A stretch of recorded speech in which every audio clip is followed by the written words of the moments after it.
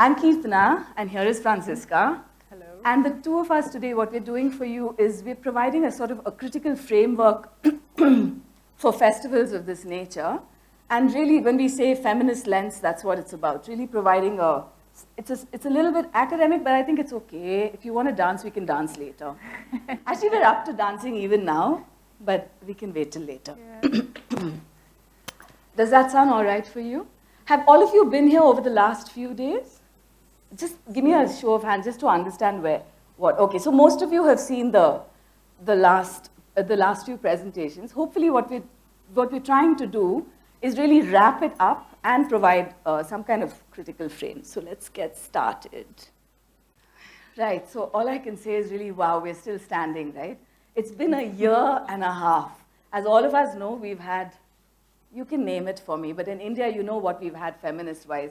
We've had the list, we've had the Kafila statement, we've had discussion ad nauseum about the ways to go, but I think one thing that we're all agreed on is that disruption is a really fine thing. So the wow is really about this. All this has happened in India. A lot has happened globally as well, and Francisca will talk about that. When we met on the first day and were discussing this festival as well as her festival, which is called The Future is Female, what we understood and what we realized is that we're both on the same page, and that the lens is not very different. It's really not different at all from here, or whether it's here or in Germany, and that was quite surprising for me. Mm-hmm. So, ask me about my feminist agenda. Nobody does. I mean, which feminist ever gets asked, like, what is your feminist agenda? So if you ask me or not, I'll still tell you. This. Yes, it's true. We live in a complete fortress in a cesspool of patriarchy, but yawn, yawn, yawn, yawn, yawn. Dear performers, artists, dancers, all performing artists, really, where is your heart and where is your sledgehammer? So it is with this perspective that we're going forward. Ground Zero, Bangalore, 2018. Let's just look at these hashtags for a second, or let's meditate on these hashtags for a second. Yeah. Hashtag feminist, cheminist. Like, who's a feminist? Why do we need feminism anymore? Isn't everyone equal? Hashtag festival. Why do we need a feminist festival? Hashtag, what is that? We're all really equal, yaar. Why are you a feminist? Hashtag, what the fuck is a feminist lens? That's the final one. So now we move forward. The next two slides are really just to give you this framework, and then we move forward into the work of the past, the work that's going on currently, and the work that's we hope to see of tomorrow. Looking at a feminist lens, we have the first point that comes to mind is representation, opportunity, and multi-generationality. Now, I've got an asterisk by opportunity because this has really been the big one. In feminist studies over the last years, and particularly feminist studies of the performance arts, the issue is really opportunity. And the question arises when every time a woman is not given an opportunity, it's equal to the loss of livelihood. So this is a really important thing that cannot be understated. Then we have disruptions in the interest of justice, equality, and dignity. And this has to be stated here, especially in the light of the list, because all of you are aware of the list, right? And all of you are aware of the debates around the list? I mean, just if somebody is not, just put your hand up. No, everybody. Aru, no? Okay, so, sorry, you're aware? No. Oh, okay. So what happened is Raya Sarkar, maybe Swar, you should say a word. Where is Swar? Somewhere. Okay, so Raya Sarkar put out a list on social media. You know this list. In academia, of men who are sexual abusers. But it was an alleged list. It was a crowdsourced list, and it was an alleged list. Okay, so this list came out. Immediately after that, a group of very senior feminists put out a statement on Kafila saying, listen, we request you to take the list down because we have been working on due process for years and years, and we've been working on sexual harassment guidelines, and by putting out a list like this is not okay, because then we're not going into the due process situation. Now, the argument of the women who were involved with the list was like, what due process? What due process have we had all these years? And finally, we're so pushed against the wall, we have to have some kind of reaction. So these are the two camps. And what happened for the first time in the Indian women's movement, though of course there have been fractures and small little camps over the last 70 years, For the first time, there was an ideological rift. And unfortunately, it became a rift about generation, like the old women, and it became that sort of rift. But what is really interesting, and what I would like to pick up on, is the power of disruption. What the list really showed all of us is the power of disruption. Because the minute the list was off, and as all of you might know, a lot of our friends are on the list, including Sadanand Menon, including Lawrence Liang, including Partha Chatterjee, lots of people. But what the power of the list was, for the first time, the country was really taking what women are saying seriously about harassment. So the idea of disruption, this was a very, very powerful model of disruption. So this is what we're taking forward from that. Now, I bring up multi-generationality because this is something that we've been weak at in this country. The idea of history, the idea of dramaturgical history, and the idea of acknowledgement and recognition of the past in order to go forward. So, which is the reason I brought that up. Then we have subversion of gendered traditions. This is a very, especially in a country like India, where the arts are so tied up with tradition, it is a very important point, and we'll return to it again when we see the work of young artists in Bangalore. Challenging gender stereotypes, that's a given, that doesn't have to be talked about further. Now, an important one is questioning privilege. And questioning privilege is going to come up again in connection with intersectionality, so we can talk about that. Language is a very, very political issue, not the least because English has been traditionally treated as the bastard language and the language of the colonizer, but more and more we're finding that English is also the language of the uncasted. It is the language of the people who do not have a mother tongue because their communities broke with caste. And this is a positive. So the language of the colonizer on the one hand, but also the language of the uncasted on the other hand. So it's an important issue to look at because in terms of money, funding, grants, English has always been the bastard child. Then we have questioning privilege I mentioned. Finally, this beautiful quote by Chinua Achebe, which really is the framework for my presentation, which is, until the lions write their own histories, history will always be, the hunter will always glorify the hunt. Hang on to that thought. Now, the next slide has to do with approaches to creation, and for me personally, as a creator, I find this extremely exciting and interesting. Some of the points are ideological, so they're feminist ideological, what we hope to see in approaches to creation, and some of them are observed. Some of them are things that I've observed in young women around me and in the manners in which they create, as against, sadly or whatever, as against the way men create. So this is, some of it is ideological, all of it is ideological, but some of it is actually happening on the ground. The first is intersectionality. See, intersectionality, if all of you understand that intersectionality has to do with understanding how multiple structures of power impact you. So it isn't just the one. So if people say it's just women versus men, it's not. That's an old idea. There are many things. There's class, there's religion, there's class, there's many, many different things. So unless we start understanding the intersectionality of these power structures, we will not be able to. We'll still be working with the old tools. Collaborative spirit. Democratic processes. Now, intersectionality is really an ideal. It's not happening on the ground as yet, but it's something we're working towards. Democratic processes, very much. You can see a clear shift from the old way. I mean, all of you know the doyens of Indian theater and the manner in which they worked. If you've seen any folk or classical theater processes and the traditional theater processes, you see the AD with a stick. And it's that, or the director who says, my word will be done. Now, I find more and more that women are not working with these sort of old traditions. They're really looking at democratic processes. Evolving content and form, of course, self-explanatory. Collaborative spirit, a lot of work is happening through collaboration. Very few people are taking single ownership of work, but are really talking collectively and sort of collectivizing. Intertwining aesthetics and philosophy. This, again, is not across the board, but there are some women artists who are really considering that their aesthetics are coming out of their personal, the way they look at their work or the way they look at their art making.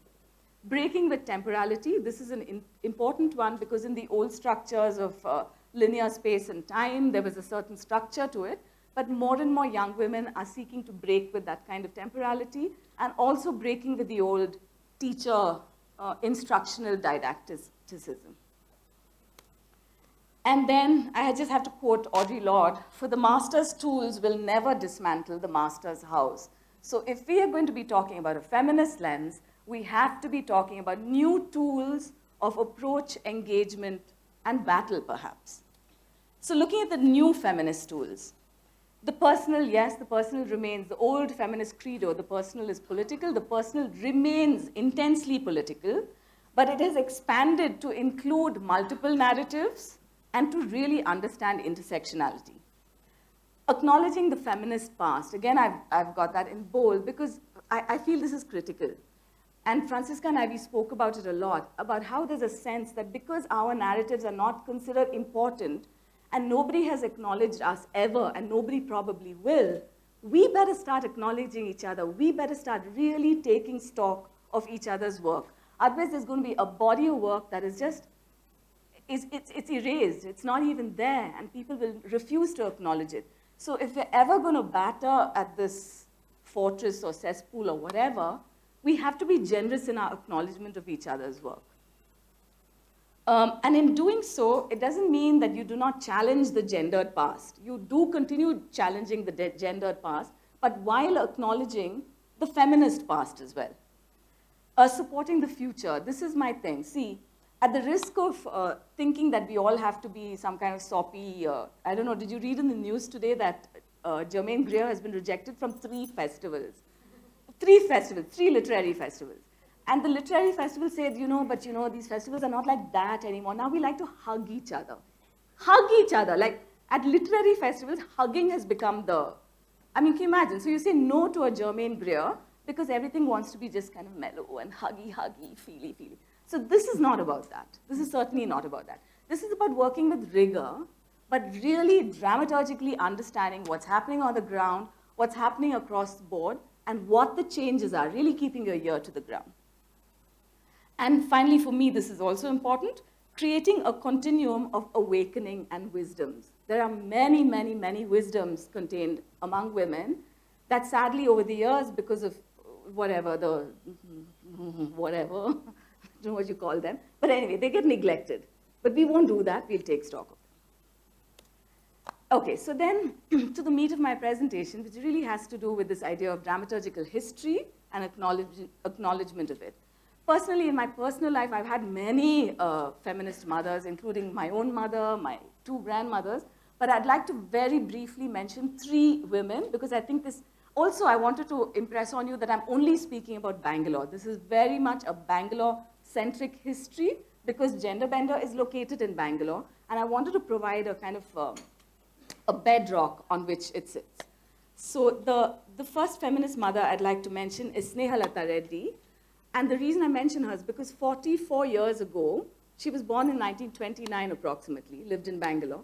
But 44 years ago, she wrote a play called Sita that was performed widely, that is written about, and that is still being performed. In fact, Veena Pani Chawla, before she passed away, the last play she wanted to do was Sita. Now, I'm going to quote from you. This play was written in 1973. This is what, now, those of you who know the position of Rama and the cultural position of Rama and Sita in Indian society, you will better understand how revolutionary these quotes were in 1973. The first one was Sita saying to Rama, "How dare you? It is I who reject you. History has never recorded the whole truth. If I dare now, more women will dare. I hope and pray that by exposing your masculine pomposity, absurdity, injustice, who knows, I may be able to sow the first seeds of revolution." Another quote that I found interesting was this, which is, "I would rather be kissed by Ravana with his 10 heads than your single betraying one." And finally, about Snehalata Reddy, the feminist credo was deep for her because she really made the personal political. She went to prison for her beliefs during the emergency of 1976 and died because she refused to apologize for her deep belief in freedom of expression. So, the next feminist mother for me is Deepa Dhanraj, who many of you may know is a very, very well-known documentary filmmaker. Also, well, she's originally from Hyderabad via Madras, but lived in Bangalore. So she's really a Bangalore person.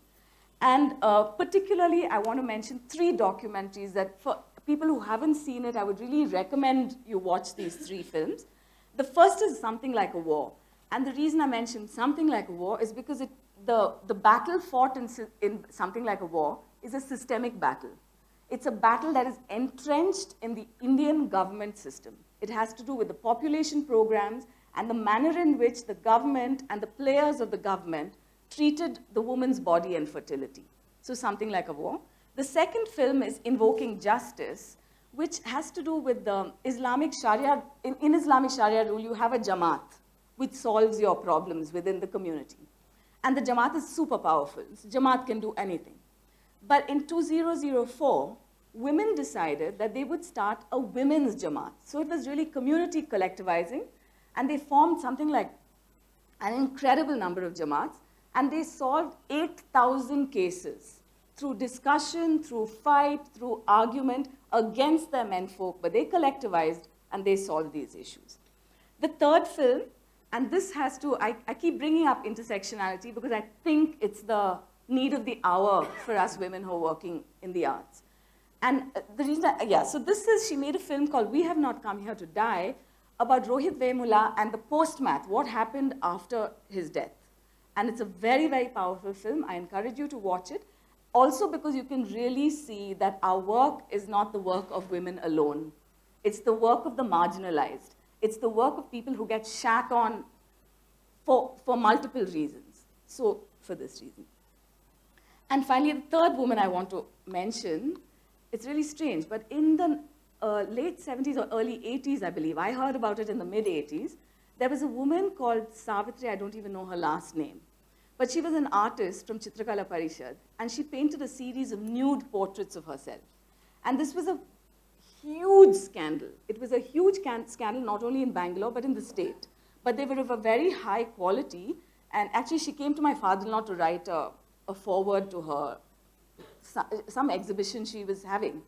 And he encouraged her to go forward with it.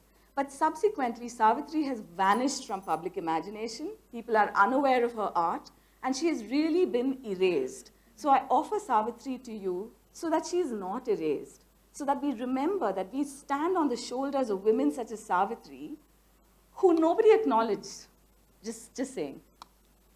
Finally, in my own generation and with my work, I have very many feminist nurturers, I would like to call them. And they came to me really not from theater, but from rock and roll. They came to me from music, and they came to me from clubs and bars. They came to me, the sort of support and the sort of breaking of sexual norm wasn't coming to me from the theater. It really came to me from rock and roll, and that has influenced me enormously along the years. I'll mention 2 names. One is that of Madhu Bhushan, who's a dear, dear friend and activist. And a lot of what she did has been very, very close to me. And the other is Parvin Verma, who was also in the rock and roll scene with me and went on to be the CEO of Cry. But these were the women who were, like, the solidarity was total, the questioning, and the saying, we're in this together, and something is up in this country, and something that we are going to ride on, but something we're also going to challenge. And now, which brings me to the generation of women who came about 10 years after me. And a couple of years ago, I was so sad and frustrated because I really felt this is something I can't escape. I can't escape the patriarchy. Like, what do we do? What do we do? So I was inspired by Mangai and by Nandini. You all must have read Nandini Krishnan's article on patriarchy in the theater. So I came up with a questionnaire that I sent to colleagues in the theater. Just a few of them. I also have to say none of this is representative of all of Bangalore. There are many, it's just what one can possibly do. So in that time, this is the questionnaire I sent to them. I asked them about their personal observations on the role of women in contemporary theater making, about opportunities, what were the opportunities in terms of everything, grants, funds, curation, access, all of this. Observations on the subtle stuff, the stuff that is very difficult to talk about. Maybe there are people here who talk about it better, but the things that are hard to articulate, like the lighting technician who's scornful of you, or the I don't know. I mean, there are multiple, or the director who treats you like a shithead, or the famous director who says, "Why are you dressed like that?" Or the even more famous director who says stand like a woman. You know, like all these things. So that was the subtle stuff. Then I asked them, how are you? Well, how are you challenging the patriarchy? What's happening? Then I asked them whether there were conversations within the community about gender. And finally, I asked them for their dramaturgical journey in 10 words. Now, these are the women that I'm showing you here. I spoke to a lot more women, but these are the women that we have here.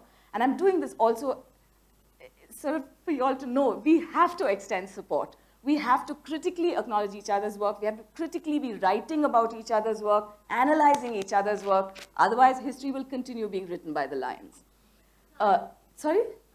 Oh, by the hunter. Thank you, Zui. So the first is Anuja, who's sitting right up there, looking pretty there.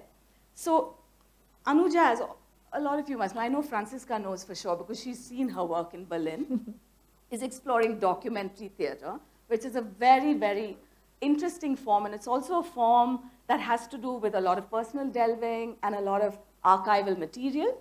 She's very interested in undocumented narratives, as am I, in archival absences, as should be all of us, gender in performance, and critically she works with non-actors. Somewhere along the way, after Lady Anandi, she made a decision that she wanted to engage with lay people and draw them into performance and honor their experiences and honor their stories. I have a quote from her. I have a lot of quotes from a lot of women. I've just culled a few. Also, now more than ever, I see women in power, seniors on juries, bringing down other women. So patriarchy, as we know it, is not just about male-female inequity, but about unequal power distribution. Here we have a visual from Lady Anandi, and another quote from that, which is, "Can my body unravel mysteries of my ancestors if you cut deep into my skin?" Anuja has other work. She also has the reading room, which is a very interesting project, which involves people bringing their letters in. She writes and asks people for their letters, and they bring letters in, and she's created a work out of that. She has another one called Starting Realities, which is a series of workshops you all must have heard about, which is about documentary theater, and Dream Walkers. The next is Deepika. I'm also trying to work fast because we have a time limit. Deepika Arvind, also over here, and who's a playwright, an actor, and a director from Bangalore. She has a really large body of written work. Please look at the names there. It's very interesting. And this year at Rangashankara is having a festival of works that have been censored in some way. So Deepika started doing the research and looking at women to see who's been censored. And she found that, strangely, she couldn't find women playwrights at all, which brings her to the writing of I Am Not Here, a 10-step guide in how to censor women's writing. And this quote is from her. Oh, and a theater director once told me, I'm quoting him almost word for word, "How come you talk like a feminist but you dress like a bimbette?" Awesome, no? Okay, and this is from her work, which she's done 35 shows of already, but you can see, "There is no rest in your kingdom." That's eponymous. The name of the play is No Rest in Your Kingdom. "There is no rest in your kingdom nowadays, madam. All of you women are shrill like cats, howling like hyenas. Where is the space for debate? Where is the space for dialogue? You know what this problem, Franziska, this is for us. You know what the problem with these new wave feminists is? They left the left and never came back. Very bad breakup, very bad." And this one's interesting because it also references the Vishaka guidelines. "One wayward look, one lingering hug, and you women put a case on me. I don't know how to look at you women anymore." Murmuring Vishaka, Vishaka. I'm assuming that's how he goes away saying, like, this damned Vishaka just like fucked us over. Sharanya Ramprakash. Now, Sharanya Ramprakash, talking about subverting traditions, I'd like to mention Sharanya here. Sharanya was working on an IFA grant and developed a play called Akshay Ramba. And she says here, "When I take Akshay Ramba to Yakshagana regions, that's where I feel the heat. There is a scene where a character slaps me when I ask a feminist, quote unquote, question. I can tell you that the audience claps in agreement. It's hard to believe, harder to stomach." And here's what she said. She said, "I recently found an overwhelming factor that controls a woman's work, the audience, especially the Kannada audience, who I find to be increasingly patriarchal and stuck in old traditional structures. In post-play discussions, I've been asked, how dare you bring gender into tradition? I've had Kannada intellectual uncles explain to me in slow, easy sentences which lines of my script to change. The other day, this is Lekha Naidu, a young woman in the arts who basically does everything. She calls herself a lackey to the arts or something like that in her Facebook profile. But this was a post that she put out the other day, and I really want you to read it. You can read it, I don't need to read it out to you. But basically, it's got to do with body dysmorphia. And so upstairs, I was talking to, where are they? Yeah, we were talking about body dysmorphia. So it really has to do with, as an actor in Bangalore, or an actor in India, of course, but since I'm being Bangalore specific, the constant rejection you face based on how you look. So Lekha's been told, you should lose weight, you should do something to your hair, you should do this, you should do that, you should do any number of things that have nothing to do with her talent or her abilities. This is what she wrote to me. She said, in my dramaturgical journey, these are my words, and I was so moved by the words. She said, love, clarity, because truth can be many, empathy, relevance, sapeksha or relativity, absence of judgment, being informed on all aspects.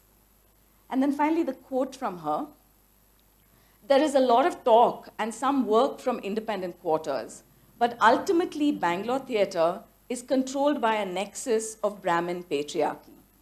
So again, we come back to intersectionality, and it's just important to take note, be cognizant, and think what are the ways forward. This is how Lekha battles the patriarchy, okay? So she said basically by being me, Kirtana, I just do it by being me, by looking the way I am, by being who I am, by being a proud technician, by teaching, she's founded a lovely organization called Avula Hejje, Her Footsteps, where she documents the work of women in Karnataka. By constantly engaging in dialogue, by existing as I do. So there's Lekha. Next we have Brinda, who's not here today because she's not in the country. But I had the pleasure of working. Brinda's a choreographer who works in Bangalore. And earlier I had mentioned intertwining of aesthetics and philosophy. That's really relevant about Brinda. Because Brinda's on a very personal journey, and she's trying to make work from a psychological substrata. So she's not looking at text. She's not looking at impact on audience at all. In fact, she's really going inwards and looking at her own processes, and that's what she shares with people. She said, as a woman in my 40s, I feel very strongly that reclaiming and taking ownership of my desire is the step towards authentic empowerment. She recently choreographed and composed a piece called Wish You Were Here. So she says, for Wish You Were Here, this was done through authentic movement, which creates a safe container for artists to express feelings, desires, intuitions, and stories held in the body. And her focus for Wish You Were Here was on desire and aging. So desire and the older body, on body dysmorphia. Her tool was authentic movement, which is it's a Freudian process which uses dreams, intuitions, feelings. And she also used witnessing. So the idea of sakshi is very important in the process, to have somebody witness you and embody you in return. So we have some visuals from that. And now we come to M.D. Pallavi. M.D. Pallavi, as you know, is a singer and an actor, and C Sharp, C Blunt is a play that's also, Francisca is also aware of. But recently, and M.D. Pallavi comes from a Sugama Sangeeta background. So she's really comes from a background of light Kannada music. She has enormous following, and a following that really bind her in many ways, because they adore her so much that it's really hard to step out of it. But M.D. Pallavi really had the courage of conviction. She and Konarak, who's here, they worked on an album called Maratahalli Rani, which is a subversive Kannada pop album. So it's subversive in every single song. It takes up caste, it takes up gender, it takes up sexuality, but it does it through pop music in order to reach everybody. And for her, she was really breaking with her, the shackles of Sugama Sangeeta to do this, but she did it. So here's another feminist intervention. I'll play you the song. ನಡುರಾತ್ರಿಲಿ ಒಬ್ಬಳೆ ಹೋದರೆ ನಾಯಿ ಬರುತ್ತೆ ಅಯ್ಯೋ ನಾಯಿ ಬರುತ್ತೆ mini skirt ಹಾಕೊಂಡು ಓಡಾಡಿದ್ರೆ ನಾಯಿ ಬರುತ್ತೆ ಅಯ್ಯೋ ನಾಯಿ ಬರುತ್ತೆ ನಿನ್ ಬೆಸ್ಟ್ ಫ್ರೆಂಡ್ ಲವರನ್ನ ನಕ್ಕು ಮಾತಾಡ್ಸ್ರೆ ನಾಯಿ ಬರುತ್ತೆ ಅಯ್ಯೋ ನಾಯಿ ಬರುತ್ತೆ ಕುಡಿದ್ರೆ ಸ್ವಲ್ಪ ಲೂಸ್ ಆಗಿದ್ರೆ ನಾಯಿ ಬರುತ್ತೆ ನಾಯಿ ಬರುತ್ತೆ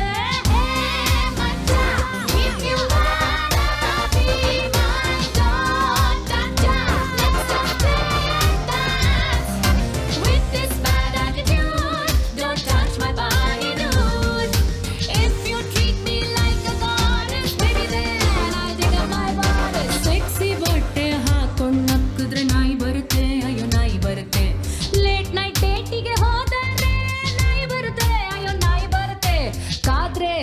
ಹೆಸಿಟೇಟ್ ಮಾಡಿದ್ರೆ ನಾಯಿ ಬರುತ್ತೆ ಅಯ್ಯೋ ನಾಯಿ ಬರುತ್ತೆ ಮದುವೆ ಆದ್ರೆ ಅಥವಾ ಆಗದೆ ಇದ್ರೆ ನಾಯಿ ಬರುತ್ತೆ ಹೇ car if you wanna taste my heart saru then try to be a man don't be a baby who bees every time he thinks he sees his mama take her clothes off come on handsome no need to show off nim preeti kada nim gondra ittalla mansu koda nim manjaji alla why can't you see there is so much more of me wake up wake up wake up time to smell the coffee. Okay, that's not the whole song. And then I would like to talk about the future because I found myself engaging with a lot of young women between the ages of 16 and 20, 21, 22. And like Lekha wrote and called them my army of feminist, competent young women. I really feel they are. There are lots of them. There's Vanya Kapoor, there's Shania Kapoor, who's a fantastic actor and a speaker and writes amazing poetry. There's Malini Narayan, who's combating trolls and combating patriarchy on social media constantly. But today I'll just show you two because all of these are in the middle of exams or whatever life, and they could not send me work. So there's two. One is Zui Kumar Reddy, who's just written a novel actually. So I've just got a quote from her novel. And also she was on the first gender bender. She was one of the first year of gender bender grantees. So I'll play you the video that she made for gender bender. So this is Zui Kumar Reddy. And this is Kaya Rao Shetty. Again, there's a quote from her work. She's a fantastic actor, singer. She works in government schools teaching children English during her gap year. And she's going to be an actor for sure. This is her passion. This is what she wants to do. She also, a few years back, you remember when there was that New Year's Eve mass molestation thing on Brigade Road? She wrote a letter to the Home Minister, G. Parmeshwar. I play you that. And she performed it. She didn't merely write it. She sent him this. These things happen. These things happen. Dear Honorable Minister, for generations, us women have been brought up thinking that our bodies, our country's men, are allowed to invade. As if their guns and ammunition are redundant because our thighs are unguarded borders and free-for-all landing strips for uninvited visitors. And I think that what I'll do is I'll play the music video that Zui made for Gender Bender after Franziska's talk. So now I'm going to hand over to a very marvelous woman. I've been to her theater in Berlin, and it's a really unique space because it was owned about 20 years ago. A group of artists came in when the wall had just come down and things were in shambles in Berlin, and nobody really knew what the rules of the game were. A group of artists. Sorry, should I kill this or what do I do? Yeah. So a group of artists got together and occupied this building, which is now called Sophie and Zale. And Franziska is the creative director of Sophie and Zale. And they have an amazing festival called The Future is Female. And one of the dictating curatorial ideologies for The Future is Female is that it would be funny, it would be irreverent, it would take the piss, and it would also, very importantly, be risky and not politically correct. And I think this is so important. So over to Franziska. Thank you, Kirtana. Thank you. Thank you very much. I'm so overwhelmed by all these great feminist artists you have here. I would to get them to know all at the same time. And I'm really happy that I can be here now. I'm really honored. It's my first time in India, so it's my fourth day now. I'm a bit excited about everything. And I really thank first Sandbox Collective, Nima I met in Berlin, and Shiva, and then of course the Goethe Institute, Maureen and Klaus, that I can be here. I'm really happy that I have the possibility and the opportunity to have this experience and to get to know your work and your fantastic feminist artists you have here. It's really incredible. And maybe you could just put the light on the audience, because I would like to know who has been to Sophienseele, but luckily, I really met some people here who has been performing even in Sophienseele. So please, I would like to, who knows Sophienseele? Who's been there? It's unbelievable. It's really, I come to India and there are some people knowing the house. So that's really as well a big pleasure. And I think I will briefly introduce you to the house, to the venue I work in.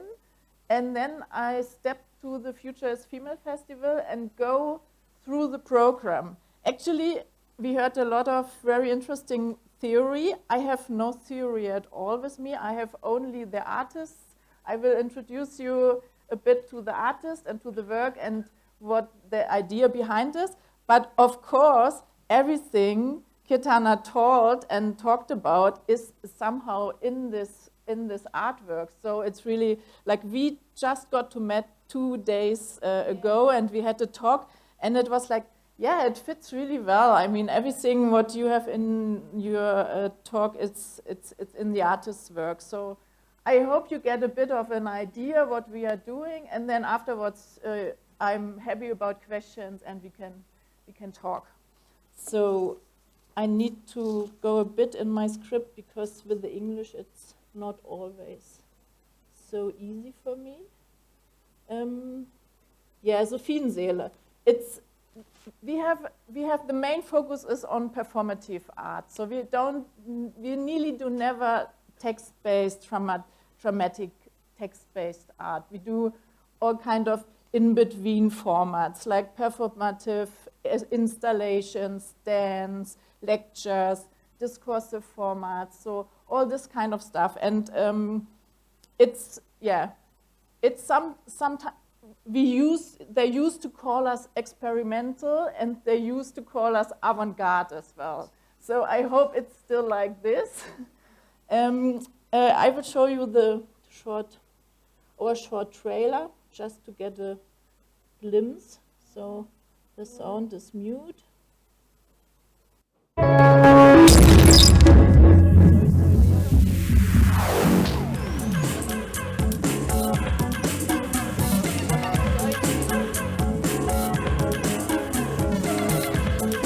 Sorry. Technical problems like. Should I just put it yes, please.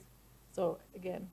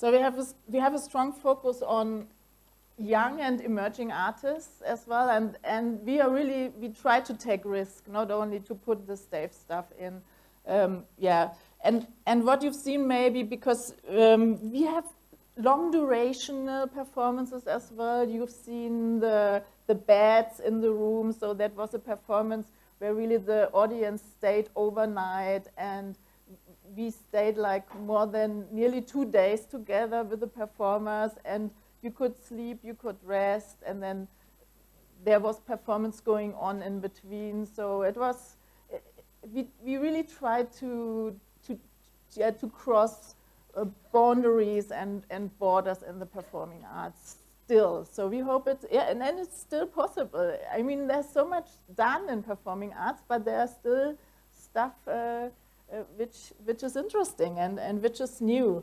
And I think it's quite important as well that our building is that nice, how it is, how it looks. It's in the courtyard in the middle of Berlin, and it's this old industrial red brick industrial charm. So, and we have 3 halls, a bigger one for about 250 people and 2 smaller ones for about 100 people. So I have to switch this on. So this is the courtyard. This is the bigger side. So quite often we put out the tribune, so we have the whole saal without any frontal seating, so we can have it really flexible. And this is not interesting. It's only for the artists. It's that they know how they can hang the lights and to plan their technical things better. This is the foyer, so we have a nice foyer to meet up, and as well for smaller formats.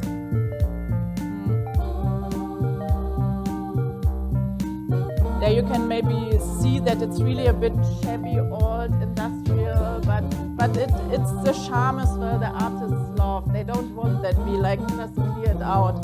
And this is more like a gallery space, so it's more like a wide view. So it works very well for the artists coming from the fine arts as well. So we work with artists from the fine arts as well who want to try go more into the theater performance direction. The foyer again, always nice meetings, and all the informal counters are really important. Just we like it if the people stay, if it's not just the show and then everyone goes home. So, but that they really stay and we can talk together and stay together. And this is the third one, really small. And this one, we do parties. We love to do parties as well because, artists like to do parties. And the last one, maybe you've seen it. It's our fire in the courtyard, because in winter it's quite pleasant to have the fire in the courtyard. If it's snow, rainy, cold, and then we try to create a cozy atmosphere. So yeah, that's actually the Fienseele. And now I will go into the Future is Female Festival. We opened our last season with the festival, and even if you would maybe thought, Berlin, it's such a liberal country, you don't need this anymore. It was quite a message to open the season with a festival called The Future is Female. First of all, I really had problems to get funding for this festival. I had really to meet several jury members and and to talk to them and to explain what we are doing, why we are doing this. And really even as well from women, they told me, yeah, but the future is female. Do you really want to exclude men? And I was like, I don't want to exclude men. What kind of question? Everyone is welcome. Everyone can come in. It's just that we want to put a focus on feminist and female artists and just want to open with nearly 20 shows our season, just with this artist. And maybe you have to know there's a big imbalance between the state theater system and the independent performing arts system in Germany. And the state theater system is the theater system with even more money and with really odd hierarchical structures. And they open up their season normally. If you look to all those season openings and through the season through, you have maybe only, not even 20% women opening up the season or even be present as directors, as writers. So they are not present at all, only in the smaller, in the smaller stages. So it's really still a big issue. And then in Berlin, to open the season with this festival, it was quite something. The media and the press got quite excited. Of course, we have a huge community in Berlin, which is nice, so everyone came. So it was quite nice. And now we try to set up a second edition. And what we do in general, we have a strong focus on Berlin-based artists, but for the festivals, we try to match them and we try to invite some international artists and guests.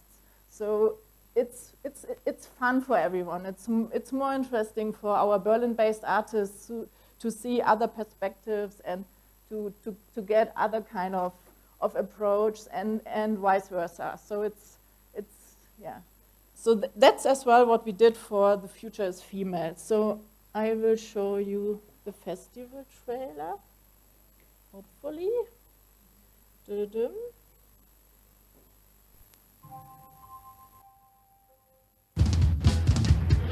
So I just got very short trailer. Yeah, okay.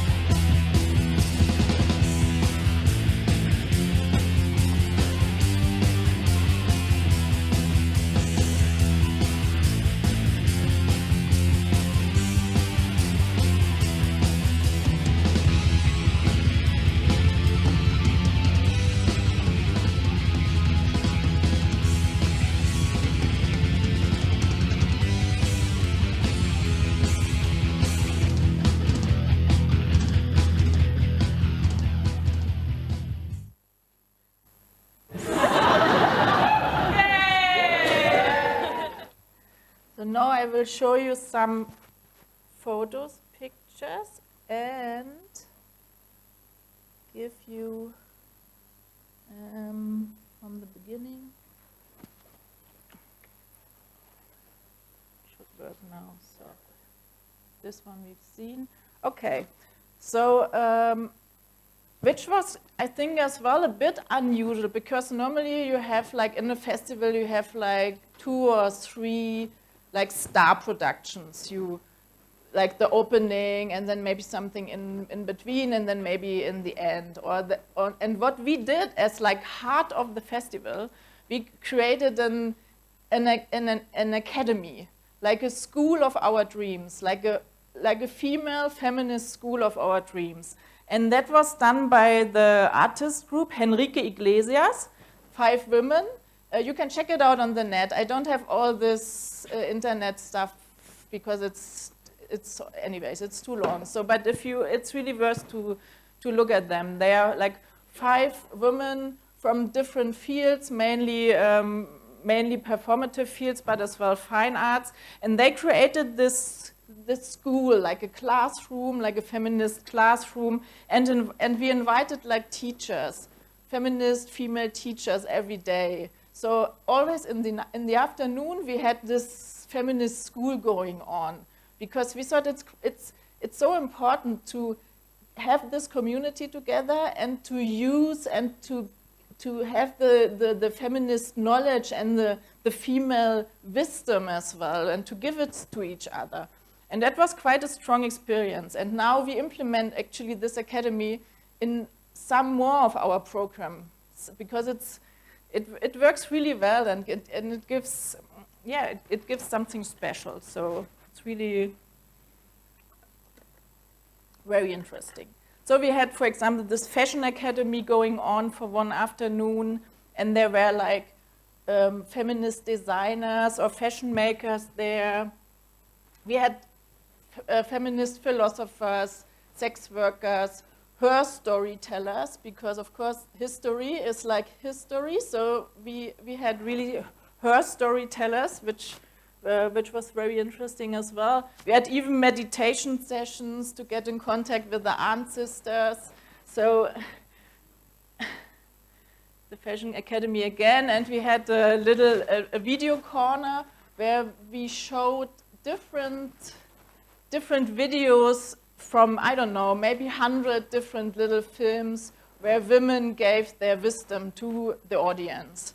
So it was quite nice to watch this. In this video corner, you could always get some wisdom. And of course, the snacks in the school. We had a special snack automat with anger balls and candy mix and mini vibrators, gloves for safer sex, bouncy balls. So some nice extras, which you never get in school, I would say. We invited the Project O from London. These two women, very, black activists as well, and feminists and incredible dancers. And they did this voodoo project. It was a 4 hours ritual, a dancing ritual, together with the audience. So they started by themselves, and then like after 1 hour, they started to include the audience in the whole process. And it worked really well. It was quite a touching and a deep experience to have this, this voodoo ritual with them. So I have just a very short trailer. I will show you.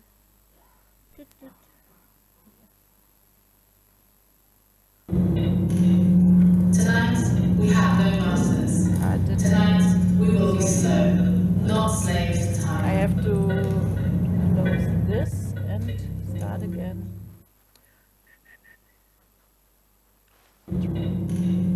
Tonight, we have no masters. Tonight, we will be slow, not slaves to time.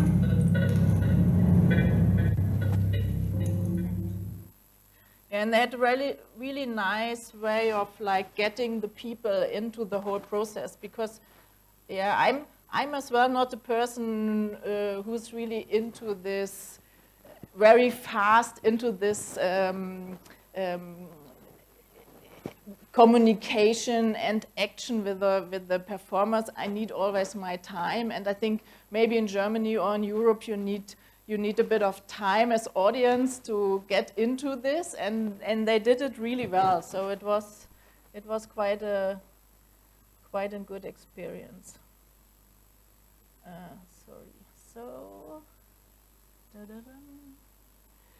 the next women we invited,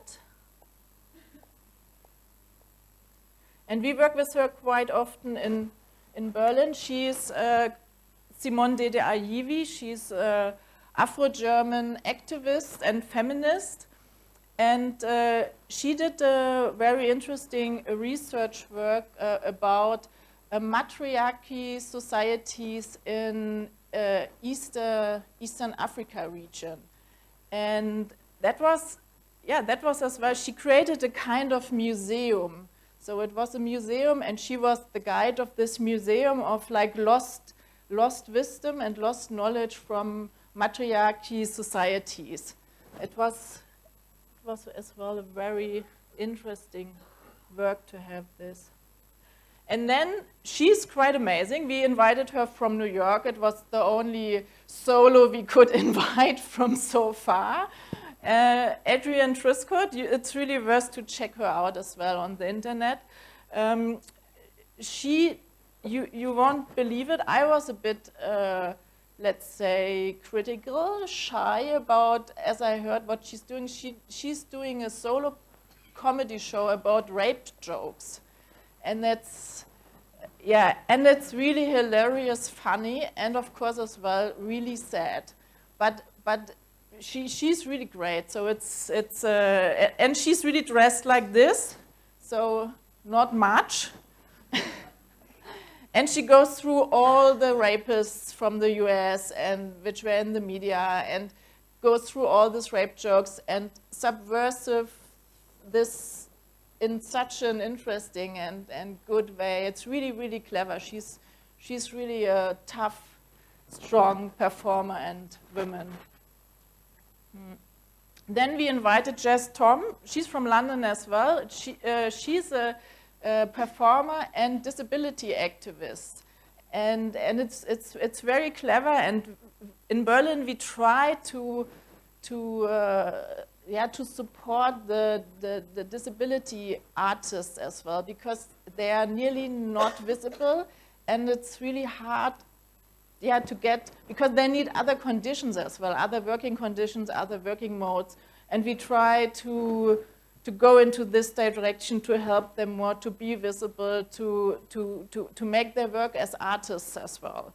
So Jess Tom is really someone as well to keep in mind if you are interested in this direction. I show the trailer, so I always have to get out of the presentation for the trailers because they don't play from here. This is a masterclass in spontaneity. Biscuit, we have been practicing for this for weeks by doing nothing. So, Biscuit. She has the tick and says mainly biscuit all the time. So which is quite a, and she said she encourages the people as well to laugh because it's really a funny tick. If we really need to say biscuit like several times in a minute, you can play with this, and she's so clever that she started to play with this with this Tourette tick. And now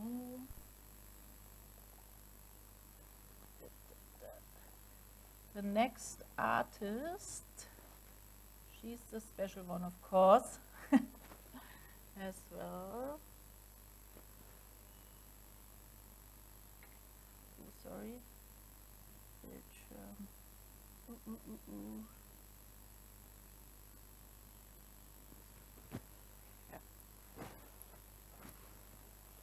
So she's called Cora Frost, and her alter ego, like you can read it there, is Peter Frost. So she decided, now she's in the middle of their 50s, and she decided to go on stage with this alter ego. And I think it's really interesting to have this decision, because as women now, she told me, for her she can say much more. She can act. She's more free to say something and to act something, which is really sad as well. That it's in the same time interesting and sad, I would say. That it's really necessary, but in the same time, it gives her the freedom, and artistically, she's very inspired to be like drag king on stage and to present, to be Peter Frost. And Le Frau is her company, and it's a bit sophisticated as well, because Frau means woman, and Le is actually it's French, but it's he, so he woman. So she tries already in the title of her announcement to cross all the gender borders and to clash everything. And in this show, interestingly, we didn't really talk about it, but she researched about the matriarchy as well.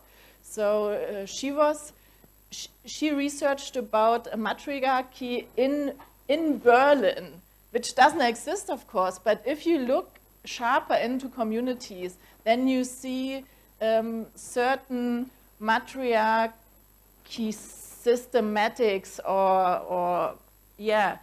and she did a lecture, singer-songwriter evening about this journey as Peter Frost searching matriarchy in Berlin. So it's really it's a great show. And of course, this is the starting scene where she works with a bondage artist, and it's strong as well to like hang in this bondage as man from the ceiling. So it's a really strong. It's a really strong beginning. Yeah, this is Peter, alias Cora Frost. And then the next artist, they called themselves Project Showreel.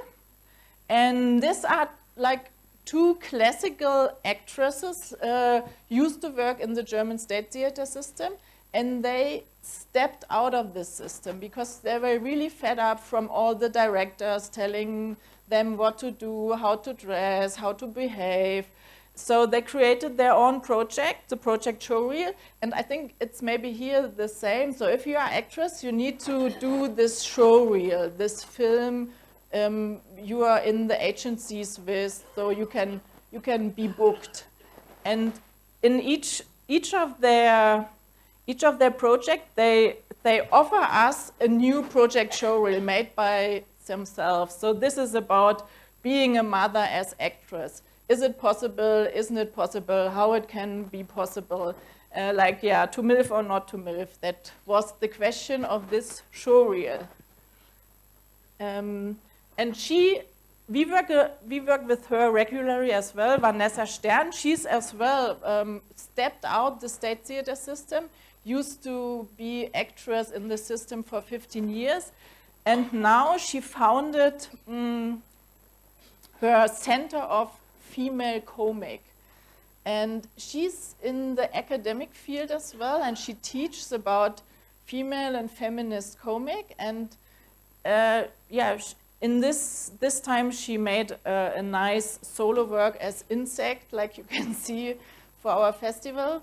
I think she talked about motherhood and being an actress in this one as well. So it's quite a big issue if up from a certain age, how to deal with this motherhood and being actress and doing your own work and not being directed all the time from top till down from directors.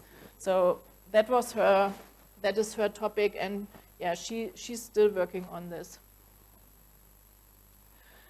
And that's an interesting project. It's a company between Switzerland and Germany, Mother T-Rex, and it's founded by 4 actresses as well from like this, out of their 30s, their 40s, their 50s, and their 60s. So it's really intergenerational, because what I find and try to avoid, but it's really not easy, that in the performing arts field, it's not easy to get older. Normally, they are young, in their 20s, in their 30s, and then at a certain point they stop because it's too hard, they need to earn money, or they have a family, or any things. And they decided as well to like step out of this top-down system, and they find their own text topic they want to research and work on, and they hired as well a directress to work with them, and then they created this piece, Metamorphosis, about the different ages of women, how to go through the different ages, yeah, in theater and in performing arts. And it was a nice garden setting, so I liked it a lot. Yeah. Very touching as well, very quiet sometimes.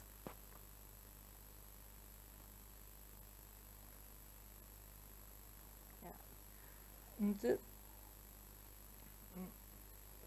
this artist called Ursula Martinez, she's from London as well, and she has this amazing solo piece called My Stories, Your Emails. And the story behind this is that she did, in an art context, she did a kind of striptease show called Hanky Panky. And this Hanky Panky show came, for some reasons, it landed in the internet and it became viral. And after this happens, she became thousands of emails from men, like all kinds sorts of emails. And out of these emails, she made, yeah, she did an incredible show as well. It's really, I think you find it even in the net. You should look at it. It's really worth to see. And next. So we come to Florentina Holzinger. She's as well one of my favorite choreographer, performing artists from, she originally is from Vienna, from Austria, but now she lives like half-time in Berlin as well.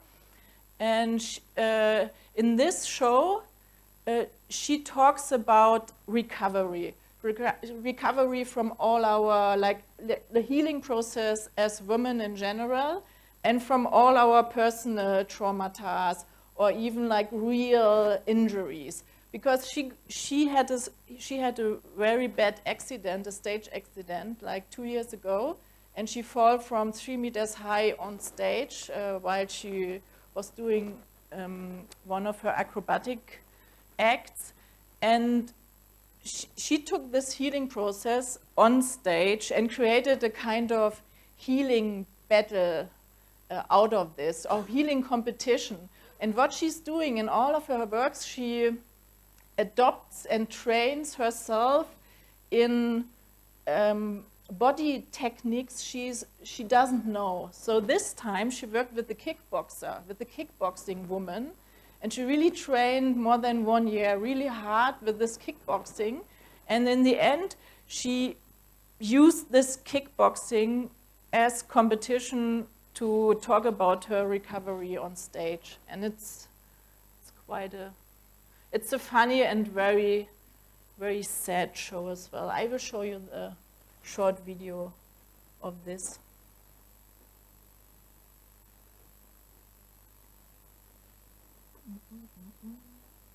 Takes a bit.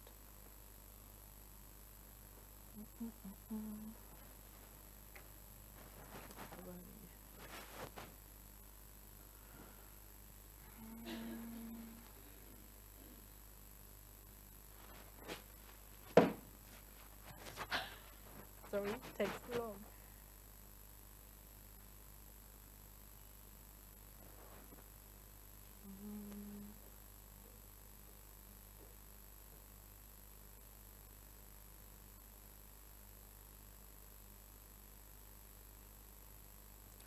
Tja.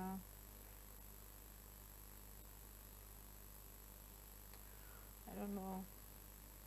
Should play the. Someone has an idea, maybe? No, I don't know why. It's just, it tries to load. Let it.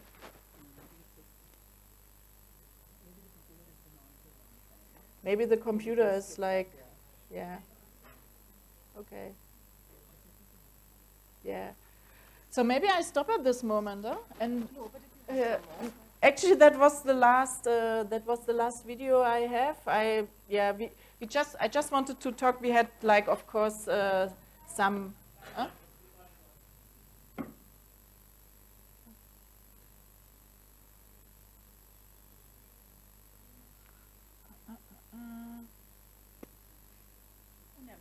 Never mind.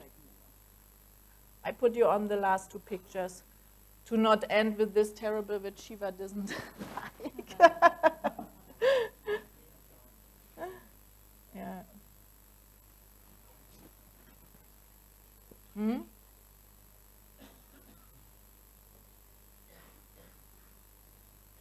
So, I don't know. Somehow the Goethe-Rechner is broken now.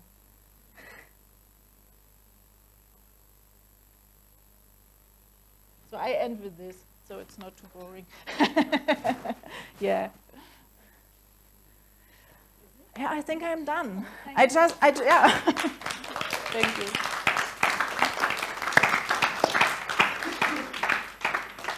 All right, so what we're going to do is I'm playing this, because we have to end with pleasure, right? We start with pleasure, we end with pleasure. Yeah. So let's go for it.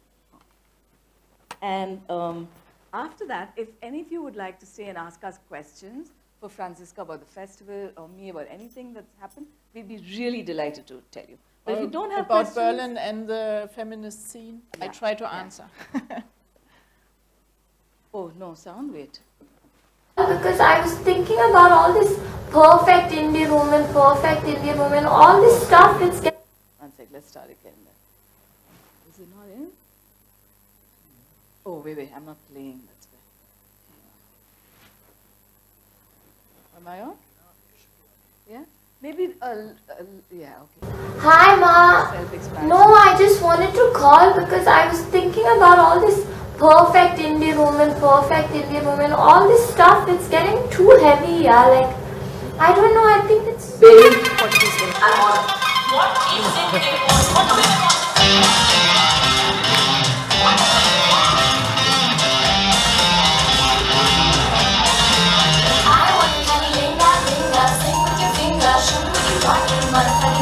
Show me what you're not about that black cat horseshit, fake bitch, nice hat. Who's that? My bad. Take it to the magistrate. Get her to me, who you gonna tell her? Here, tell me, wait.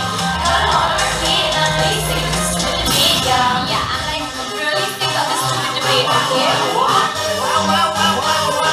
Left, right, up, down, land. Are we back to this? Maybe you're better off living my cannabis. Well, whatever. The word is unanimous. You better bring your A game. I know it's fabulous.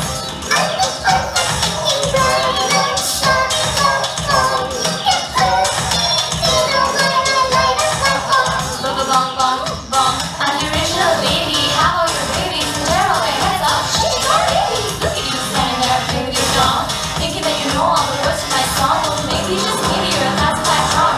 Busy with your head up around anything wrong. Not a ping pong ball, you know I'm hard on. Fuck this and fuck that, let's go the fuck on.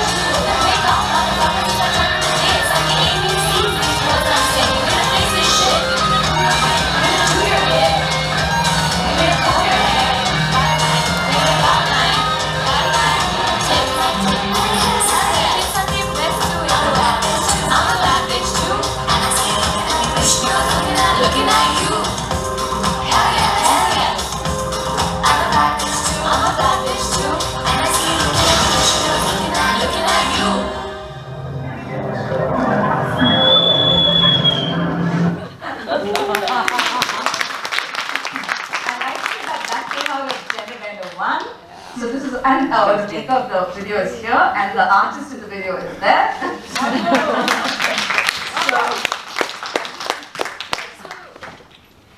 I just want to add that 3 of the women that Veetana spoke about were part of Gender Bender. That's the right. first edition. Deepika, Anuja, as well as Zui. Yeah.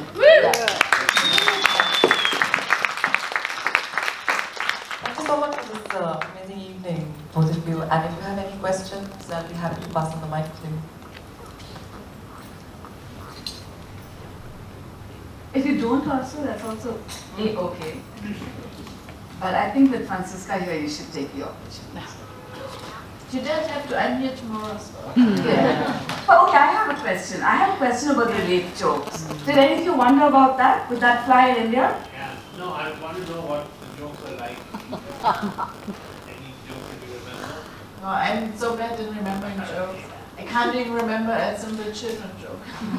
Is it online? It's online. You should actually check it out because it's super interesting. She also does a breakdown of the difference between the way she's constructing the jokes. For example, she never makes jokes about victims or about the experience. She makes jokes about the larger social landscape that facilitates this. So it's very interesting.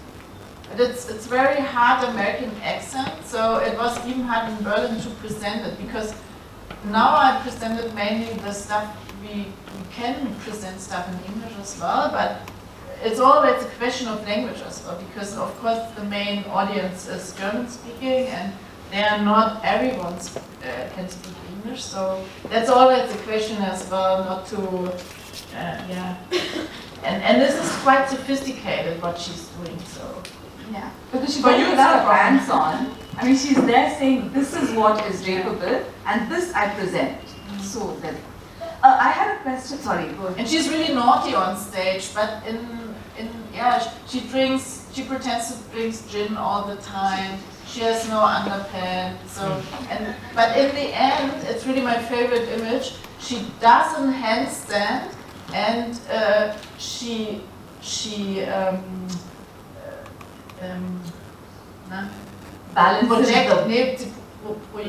projects all the rapists on her pussy, and the hair is like the hair of the rapist. And then she talks with this. it's really, I was laughing and crying at the same time. It's really a strong show. I remember reading somewhere it was her point. Her main aim was to be funny, right? Like it was the humor of the show is very much.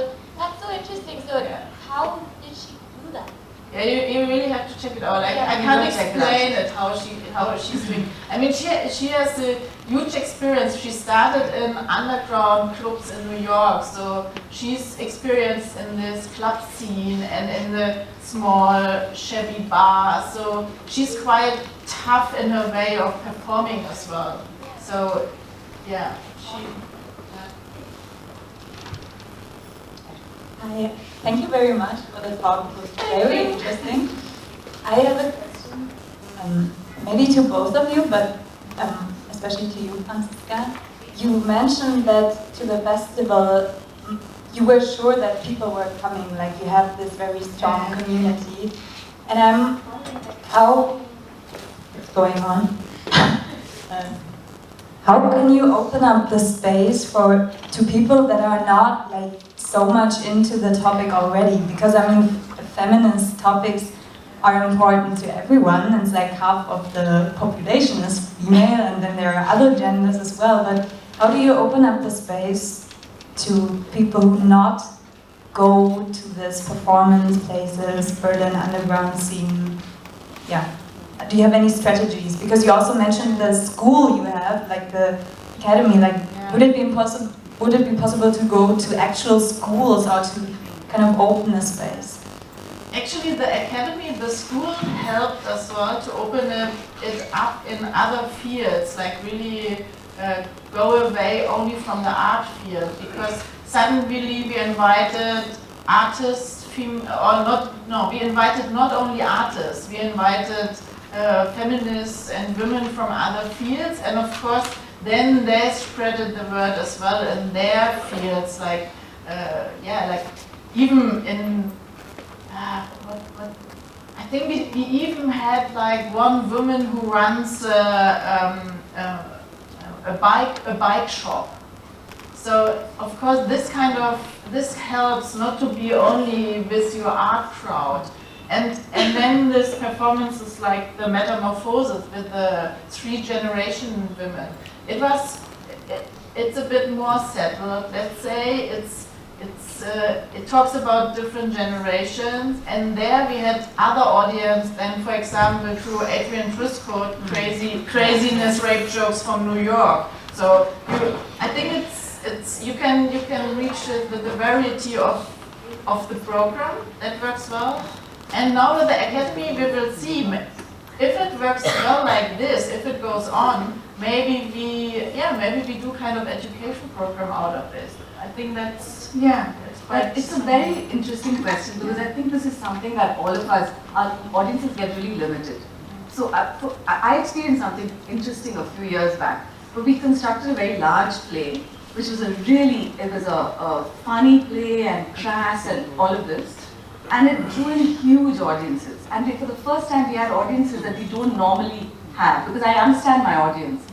200, 500 people, I understand this.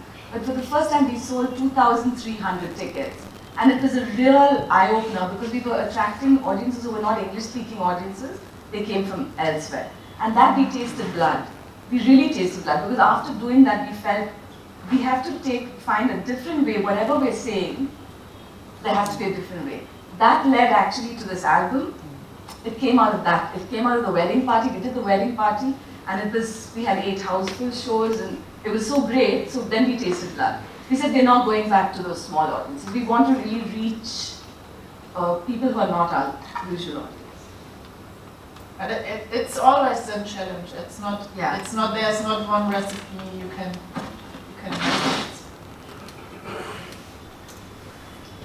Franziska, I have a question for you. Yes. Kirtana, I'll be very happy if you can add something to this. Has there been anything that has happened in the Berlin theatre post the Me Too movement? Because in the context of the Indian theatre, I don't think anything much has happened except for a few stray conversations, maybe in Chennai, not even in Bangalore. We've been talking about it for a long time. And like Kirtana said, we have friends on the list. Not that one wants to have them punished or ostracized or anything, but what do we do? What is our solidarity with these women who have been brave enough to put their names out there and say something? I think it's a time of great confusion for us because all of us have friends who have been accused of several things and we don't know who the women are. And just because our friends are now accused, we're using words like allegedly and all of that, which we wouldn't give that benefit of doubt to people that we don't know personally. So is that something that's happening in Berlin? Because Hollywood is big, nothing has happened in Bollywood, one doesn't expect too much to happen there. But in the theatre, which we think is a space for these kind of conversations, it's open, it's surprising that nothing has happened and we have not done anything or even spoken really about it. Kirtana, I'm very happy to have you add whatever you think. I think Francisca has something interesting. So. For my taste, there's as well not happened much after all this. And in the Berlin scene, Me Too was not a big case. It was not a big issue. It was like in the German-speaking theater world, it was in the state theater system that there came some names out. And there were like, now there are like 2 new networks were built. Like one is like pro quota for women, like, and the other one is more like in generally to change the working conditions. But it's not really much came out of this. It's a bit in the theater world. It was quite silent. It was more in the film world. So and I don't know why. I mean, in the independent scene, they are quite aware, I would say. But in the state theater system, it's really fucked up. There should have been a big bang, and I'm really wondering why the big bang. I think we are not done with this. There need to be next steps now. It was a good first kind of new wake-up call, which was, and now we need to act somehow. But I don't know, maybe we find a solution how we can act now. I don't know. I have no idea, to be honest. Okay, well, I had something to say, it's gone on my head. Okay, so a couple of things. One is, I think that, yes, that we haven't had conversations. And I think that there are conversations happening, but in terms of a big public, no, there hasn't. Even the one in Madras failed abysmally because of the venue, all of that. So, but there's another thing. And I think this we're slowly going to become aware of.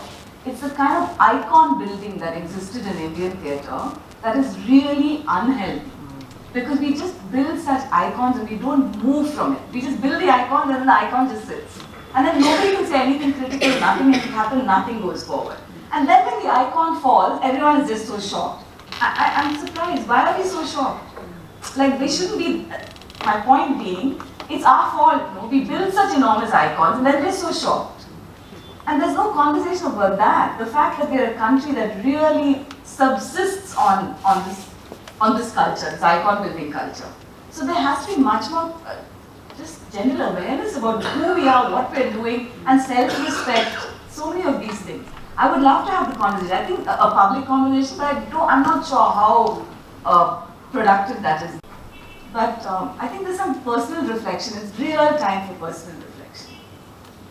Sorry, Anja, you were saying? I'm just thinking aloud. It's not a question. It's something that I sort of think of quite a lot because I'm thinking of like institutional spaces in India, in Bangalore. Some of our work doesn't find place there. We don't find support in those spaces. And then in my mind, I keep thinking, are institutional spaces necessarily always patriarchal? Maybe they're not. Are they changing?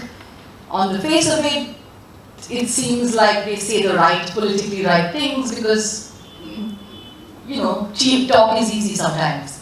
But when it really comes to programming work, there is a fear to take risks. So I'm just thinking aloud, like, is institutional patriarchal? Where do I stand? Am I always outside? Forever do we have to fight these battles of, you know, us versus them? I don't know.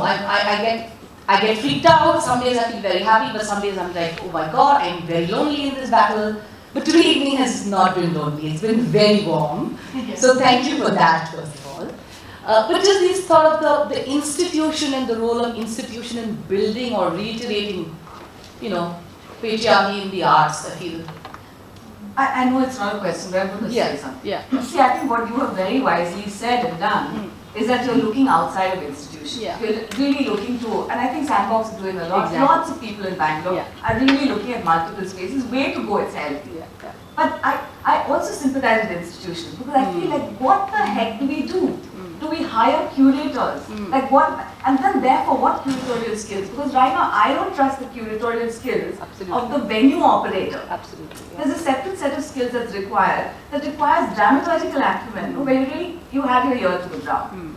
Right now, they're functioning as venues. The pieces of the pie is really tiny. We don't. I was telling you, Francisca, Germany is like a whole other ball game, and you're telling me Germany is sexist. My castles are coming crashing down. It's because in India we function as you asked me what I do, and I said I don't know. I'm cook or something. I don't know. Because we do so many things just to exist. Every actor I know is multiplied by I don't know what, light designer, costume designer, dramaturg, director. Any work that comes along the way that's going to pay me, I will take.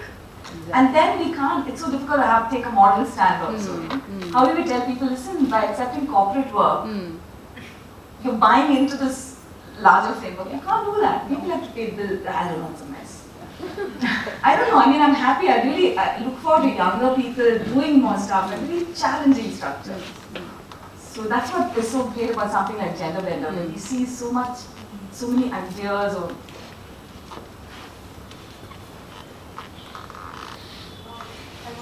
what kind of response do you get for this work? It's very bold. I'm sorry, I'm doing lonely tonight. The work that you showed us is really bold. What kind of response do you get from people outside of the circles who watch it? Do you get is there backlash? Is there some kind of censorship that people try and, how do the general public kind of respond to this? I think I can be really lucky because we're doing this in Berlin. If I would do this program in a smaller city in Germany, it wouldn't work like this. I think the backlash would come and the critics, and maybe they wouldn't give any little money for this kind of program. So it's really a bit of an island to do this kind of work in Berlin, and we get really positive response on this. And what I like is that even in the word spreads in Germany. So that's a bit nice as well about it. So hopefully then if the Berliners are doing it, maybe we can do it as well. So it's not too bad. So in a way, we know that we are on this a bit lucky island that we can show this kind of bold stuff, which is of course for everyone maybe a bit too heavy. But I think it's a question of how long and how long you are doing this work, because if you reach like 20 years doing this kind of program, you have a large audience for this, of course. So because that's what colleagues in the provincial state theaters always tell me.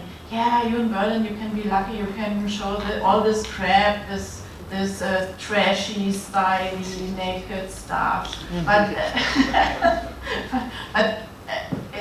I mean, it's a question of the mixture, because we are not only showing this kind of stuff because we want to do only edgy stuff. It has, of course, a lot of content in it, and it changes your perspective.